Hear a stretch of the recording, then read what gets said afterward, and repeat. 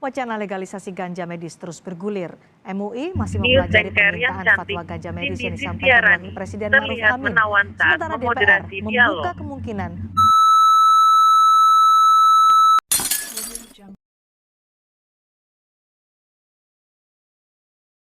Inilah harus asas kehati-hatian. Kenapa itu tadi saya sampaikan kehati-hatian? Karena kontraknya luar biasa, tapi juga yang juga sangat banyak. Begitu, Cindy. Pak Rahmat, ini kan perjalanan masih jauh untuk bisa melegalisasi ganja untuk kebutuhan medis. Karena masih ada aturan bahwa ganja masuk dalam golongan psikotropika atau narkotika golongan 1. Nah, kalau akan menuju ke sana, menuju ke legalisasi ganja medis, bagian mana yang harus kita lakukan dulu atau dilakukan oleh pemerintah dan DPR untuk menuju ke arah sana? Ya saya kira bersama-sama ya dari sisi penelitian, dari sisi kajian itu 2000. Tetapi kalau ada penyakit yang membutuhkan ganja tetapi di luar ganja ada obatnya, saya kira juga menjadi debatable. Tetapi apapun kan ini ada dulu atau farmasi dulu atau aturan dulu yang diubah atau paling tidak bisa untuk mengakomodir ini? Ya saya kira juga harus bersama-sama ya, tetapi yang sekali lagi Cindy, kita harus menghormati yang kontra. Karena warga ribuan jutaan yang menjadi penyalahgunaan narkoba, ribuan yang meninggal karena narkoba dalam salah satunya ganja juga sudah sedemikian banyak, itu menjadi perhatian kita bersama.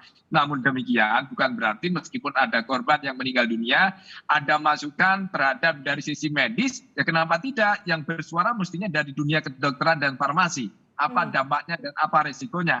Kalau dari si penegakan hukum, saya kira kepolisian harus memang menegakkan aturan saat ini. Ganja tidak boleh saat ini. Tetapi saya kira simultan saya kira tidak masalah untuk diskursus publik ya.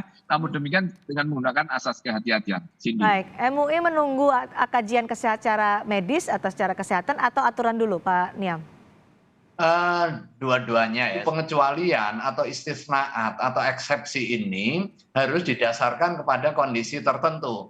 Kondisi pertimbangan medis, kondisi terkait dengan regulasi. Nah, regulasi hari ini melalui Undang-Undang 35 tahun 2009 menempatkan ganja di dalam narkotika golongan 1 yang tidak bisa digunakan untuk kepentingan alasan kesehatan dan juga alasan penelitian pendidikan ilmu pengetahuan. Nah, hingga hari ini posisi ganja dimasukkan di dalam narkotika yang nggak bisa dimanfaatkan untuk kepentingan kesehatan. Nah, kan tetapi kan ini bersifat dinamis karena temuan ilmiah itu kan juga sifatnya dinamis. Maka Anda tadi mengkhawatirkan juga mengatakan harus menghargai mereka yang kontra dengan penggunaan ganja untuk kepentingan medis. Apakah itu perlu turunan aturan yang harus dibuat supaya tidak ada penyalahgunaan ganja di luar kepentingan medis?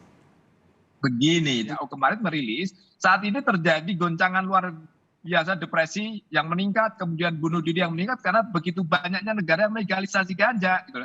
Untuk itu saya kira untuk menuju legalisasi ya tentu saya kira yang utama tentu adalah kita ingin mendapatkan data yang valid, data yang pasti bahwa benar-benar ada manfaat dari sisi ganja medis. Kalau ternyata mudaratnya lebih banyak, saya kira juga kontraknya juga sedemikian ya harus kita hormati. Artinya memang sebelum arah menuju legalisasi ganja medis itu harus benar-benar kita harus mendapatkan informasi yang utuh secara komprehensif dari dunia farmasi, dunia kedokteran,